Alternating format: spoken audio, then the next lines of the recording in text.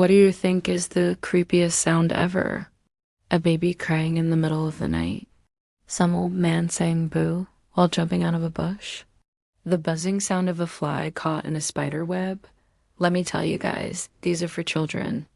There is one sound more terrifying than all of these combined. And once you hear it, there's no going back. It's slow, monotone, and mechanical. It's not human. It sounds like a robot reading numbers. You might have heard about this already because it has been the topic of numerous conspiracy theories. Many believe that it heralds the end of the world, while others claim that it has to do with government espionage. So what exactly is this scary robotic voice? Is it something we should be worried about? Or is it something else entirely?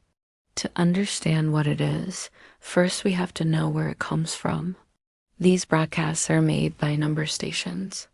These are shortwave radio stations which broadcast coded messages to spies in the field.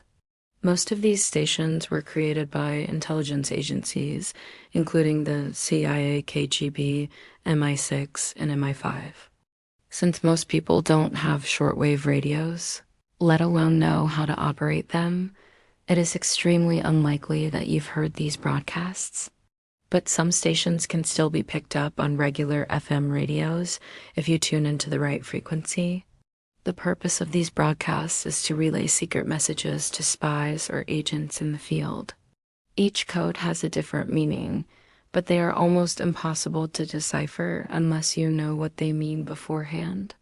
And even then, due to the nature of this type of communication, you may not know whether or not the code you just decoded is actually correct.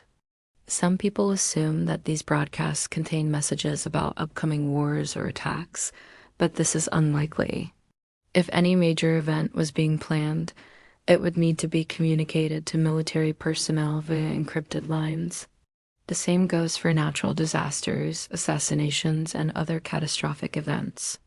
It simply doesn't make sense to notify spies who are in a position to do anything about it. So when people hear these mysterious broadcasts, they tend to assume that they're a sign of something ominous. But here's the thing, sometimes they're not even broadcasts. Take the case of the BBC monitoring service. They monitored foreign stations for interesting reports, which they could then pass on to the British government. But in 1973, they picked up an unusual transmission which couldn't be traced to any station. Later, it was discovered that it had come from Inside Broadcasting House in London. A rogue BBC engineer had illegally used the station as equipment to send out a single coded message which stood for all clear. This was later revealed to be part of a series of messages sent between him and his wife. He had hoped to defect to Canada with her and their 2 kids, but he was caught before he could get away. In another case, the Voice of Hope was actually a pirate radio station broadcasting from the North Sea.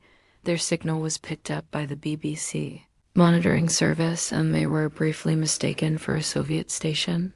This is just one example of many in which mysterious transmissions were eventually tracked down to a mundane source. But there are also cases of transmissions that remain unidentified to this day. One of the scariest was the number station Omega broadcast. In the 1970s, a strange news station was picked up in the southwestern United States.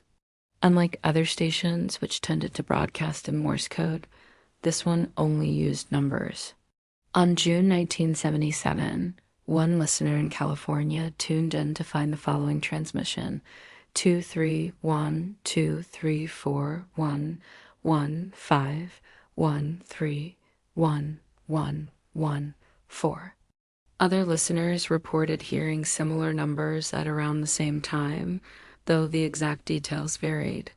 Naturally, the public was terrified and the government tried to calm everyone down. The FBI released a statement saying, "There is nothing unusual about these broadcasts." The FBI is aware of the fact that certain shortwave frequencies are occasionally monitored by persons interested in this type of activity. However, this monitoring does not necessarily indicate any unusual activity, though what this means exactly is unclear. Were these broadcasts simply a product of overactive imaginations? Or was the FBI covering up the truth? Another possibility is that this was a test broadcast by the CIA during the Cold War. They conducted numerous social experiments to see how the American people would react to different scenarios. In one experiment called Operation Mockingbird, they released fake news stories via trusted media outlets to see how quickly they would spread. In another experiment called Operation Sea Spray, they infected people with a mild strain of the Venezuelan equine encephalitis virus and monitored the symptoms. The goal was to see if such a virus could cause a pandemic in humans. While it's possible that the number station broadcast was simply a mistake or a social experiment, some people don't buy it. They point to other instances in which seemingly random numbers were broadcast around the world. One of the most well-known was the number station Y in the 1990s. People across the world began reporting that they were hearing the same numbers coming from their radios. Usually it was just a string of random digits, but sometimes there were letters as well. For instance, Quebec, November, Romeo, India, Alpha, November, Delta, Yankee, Zulu. These transmissions were especially creepy because they were often accompanied by static. Sometimes the static sounded like someone screaming in pain, while other times it sounded like voices whispering.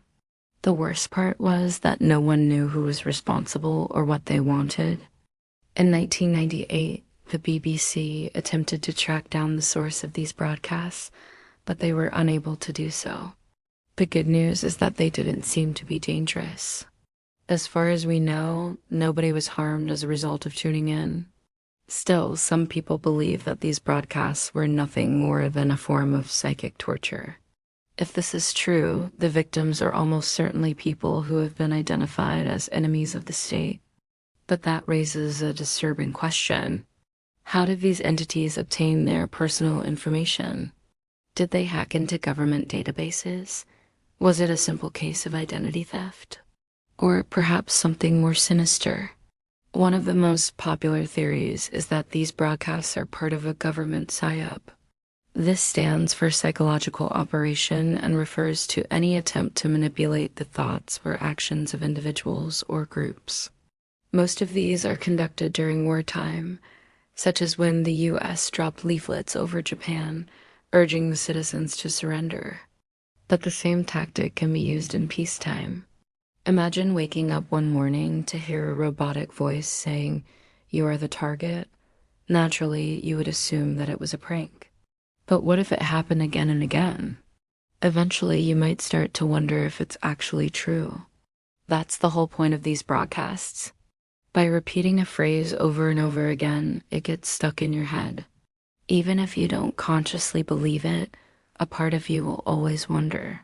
For this reason, some people believe that the number stations are a form of mass surveillance. If this is true, the governments behind them have no intention of harming us, at least not directly. Instead, they want to keep tabs on what we're doing. Whenever you turn on your radio or TV, you're bombarded with commercials. Technically, this is a form of mind control. It's not as subtle as the number stations, but it's still extremely effective. When the government wants to keep tabs on you, they can simply take a page out of the advertiser's playbook. You might think you're free because you pay your electricity bill every month, but are you really? Which brings us to an important question. Are the number stations still active in 2025? Considering how advanced technology has become, it seems like they should be obsolete. But unfortunately, that doesn't appear to be the case. Some people claim that the broadcasts have gotten worse. Now, instead of being a monotone buzz, they're distorted and glitchy.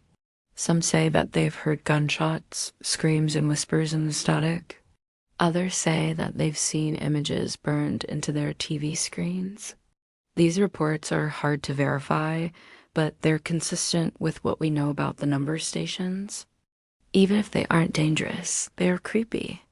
The sound design is what makes them so unsettling. It's slow and methodical, which evokes a sense of dread.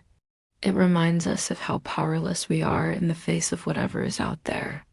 We're not sure who's behind the broadcasts, but we know that they have access to technology far beyond our own. Whatever it is, it's always watching us, but why are we still listening? Isn't it obvious that the best course of action would be to simply ignore them? Well, it's not that easy. The truth is that the number stations have become a part of our culture. They're a reminder of the Cold War era and the threat of nuclear annihilation. And even if they aren't dangerous, we can't help but wonder why they exist. What are they trying to hide? Are we the target? Now I want to ask you a question. Would you tune in to the number stations? Let me know in the comments below. And remember, stay tuned for more content.